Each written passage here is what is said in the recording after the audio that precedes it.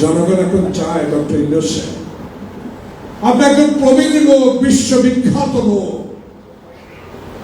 আপনার দিকে বাংলাদেশের 18 কোটি মানুষ তাকিয়ে আছে, আপনার দিকে তাকিয়ে আছে। আপনি একটি নির্বাচন দিলেন 1991 সালে যখন একটি শাহাবুদ্দিন সরকার নিরপেক্ষ আনসার দিয়ে নির্বাচন করে দিয়ে দেশনেত্রী বেগম খালেদা জিয়া বাংলাদেশের প্রথম মহিলা প্রধানমন্ত্রী হলেন, সেদিন প্রমাণিত হলো বাংলাদেশে সুষ্ঠু নির্বাচন হওয়া যায়। আপনিও 91-তে রশি টানিয়ে আরেকটি নির্বাচনের ব্যবস্থা করে দেন, নির্বাচনের তফসিল ঘোষণা করেন। বাংলাদেশে এখন যে শেখ হাসিনার প্রেতাত্মারা আপনার বিরুদ্ধে আবার সংগ্রাম, আবার ষড়যন্ত্র শুরু করেছে, এদেরকে আপনি অতি সত্বর বিতাড়িত করেন। বন্ধুগণ, আমি একটি উদাহরণ, আমি আজকে একটি পত্রিকা গাড়িতে উঠে দেখতে পেলাম যে বিদ্যুৎ বিভাগে ধ্বংস করে দিয়েছে মুন্সিগঞ্জে কুলাঙ্গার, কি না, নাসরুল হামিদ বিপুল। আমি একজন ক্ষুদ্র ব্যবসায়ী,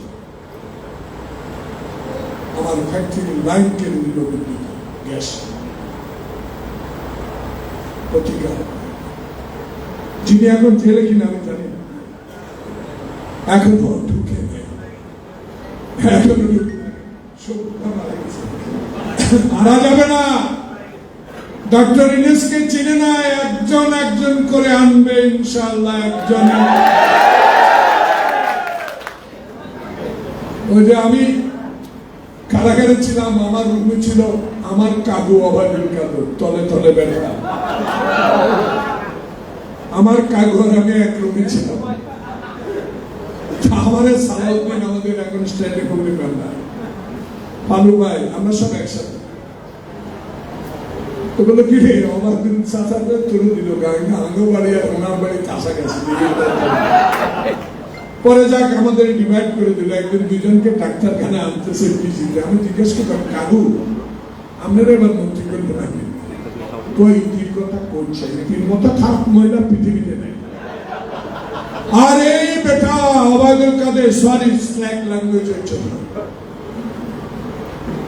কি কাণ্ডটা বাংলাদেশে ঘটায় দেওয়া গেল। জি হুজুর, জি হুজুর, এখন নাকি তলে তলে ব্যথা কোথায় পড়ে আছে জানি না। এই নাসরুল হামিদ, আজকে পত্রিকায় দেখলাম এলএনজি একই কোম্পানি, এই মালিক, এই সাবেক মন্ত্রী, তাকে এই সরকার নাকি তাকে আবার ইম্পোর্ট করার দায়িত্ব নিয়েছে। এগুলো তো মানুষ জানলে, আমার কথা না, আমার ড্রাইভার বলতেছে এটা কি কাণ্ড, এগুলো দেখতে হবে। মাননীয় প্রধান উপদেষ্টা, সব কাজ আপনার পক্ষে দেখা সম্ভব না আমরা জানি, কিন্তু সব আপনাকে কিছুটা হলেও খোঁজ নিতে হবে। কারণ বাংলাদেশের 18 কোটি মানুষ আল্লাহর উপরে যেমন বিশ্বাস, রসুলকে যেমন বিশ্বাস করে, বাংলাদেশের আমার ছেলেরা, আমার ভাইয়েরা, আমার নেতারা যখন হাঁটু পানিতে দাঁড়িয়ে রাত কাটিয়েছে, যারা জঙ্গলে কবরস্থানে রাত কাটিয়েছে, যারা শেখ হাসিনার রক্ত চক্ষু উপেক্ষা করে আন্দোলন করেছে, সে আন্দোলনের ছাত্র বৈষম্যের এই আন্দোলনের ফল আপনাকে সব কিছু দেখতে হবে। এবং নির্বাচনের তারিখ আপনাকে অবিলম্বে ঘোষণা করে বাংলাদেশের জনপ্রতিনিধির হাতে ক্ষমতা হস্তান্তর করলে এই ত্রিপুরা আর কোনোদিন বাংলাদেশে আসতে পারবে।